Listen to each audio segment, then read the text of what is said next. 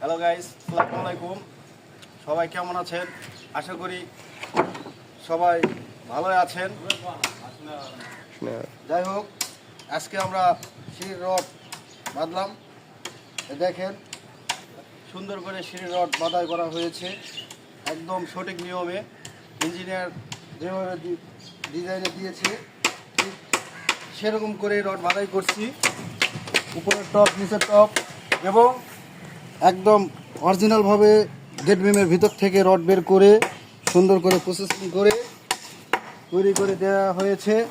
বাইন্ডারগুলো সুন্দর করে বাঁধাই করা হচ্ছে, একদম 6 ইঞ্চি মাপে বাঁধাই করা হয়েছে, কোনো সমস্যা নাই। এদিকে বাইন্ডারের ভিতর দিয়ে ঢুকে দেওয়া হয়েছে সুন্দর করে, কনসিল বিম দেওয়া হয়েছে। এখানে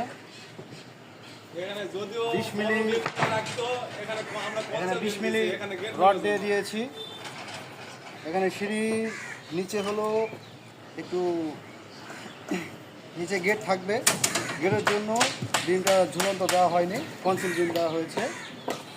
ঠিক আছে।